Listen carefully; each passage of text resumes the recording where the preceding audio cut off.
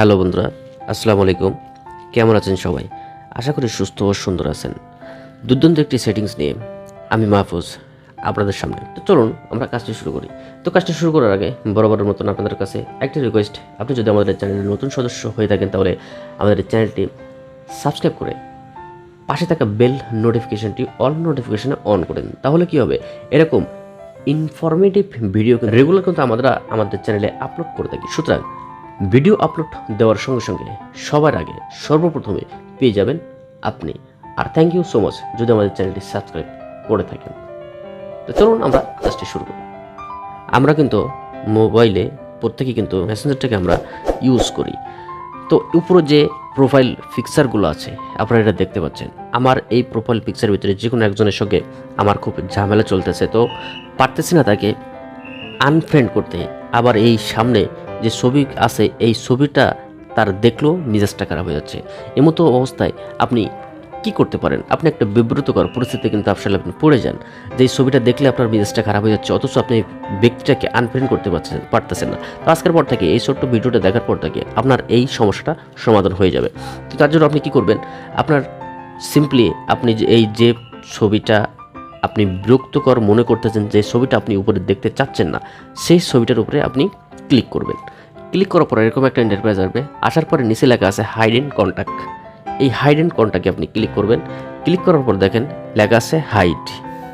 তো এই হাইটে আপনি ক্লিক করবেন। ক্লিক করার পর দেখেন আমার এই ছবিটা কিন্তু এখান থেকে চলে গেল। এখন আপনি মনে করেন যে ব্যক্তিকে আপনি হাইড করে রাখছেন, যে প্রোফাইল পিকচারটাকে আপনি হাইড করে রাখছেন, তার সঙ্গে আপনার ঝামেলা শেষ। এখন আপনি তার সঙ্গে আবার কন্টিনিউ হতে চান বা তার ছবিটাকে আপনি দেখতে চান, তাহলে আপনি কি করবেন? তার জন্য আপনার মেসেঞ্জারের উপরে যে প্রোফাইল পিকচারটা আছে এই প্রোফাইল পিকচারের উপরে ক্লিক করবেন। ক্লিক করার পরে নিচে আসবেন। নিচে আসার পরে এখানে দেখবেন প্রাইভেসিটাকে আপনি ক্লিক করবেন। ক্লিক করার পরে এখানে দেখেন লেখা আছে হাইড এন্ড কন্ট্যাক্ট। এই হাইড এন্ড কন্ট্যাক্টের উপরে আপনি ক্লিক করবেন। দেখেন এখানে কিন্তু যে দুইটা ছবি আমি হাইড করে রাখছিলাম সেই দুইটা ছবি কিন্তু এখানে চলে আসছে। তো আপনি এখানে আনহাইড উপরে ক্লিক করবেন। এখন আমি দেখি আমার সামনে যে ছবিগুলো ছিল সেই ছবির সঙ্গে এই ছবিগুলো আসে কিনা।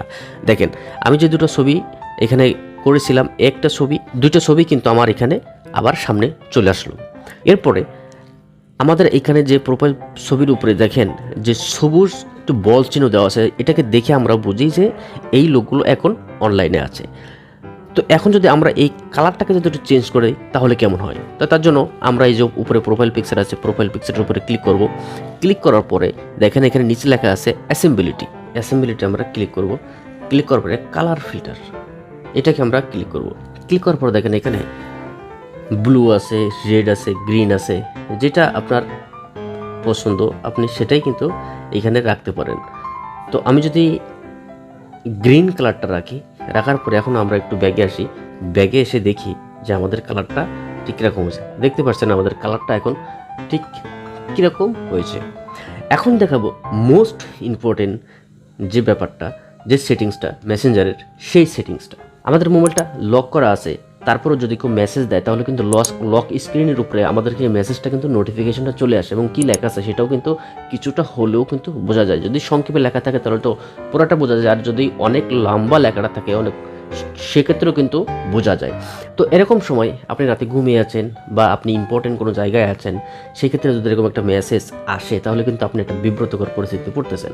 তো আজকের পর থেকে আপনার কিন্তু এই বিব্রতকর পরিস্থিতিতে কিন্তু আর পড়া লাগবে না। তার জন্য আপনাকে কী করতে হবে, আমাদের মোবাইলের যে প্রোফাইল পিকচার আছে প্রোফাইল পিকচারটা আমরা ক্লিক করব।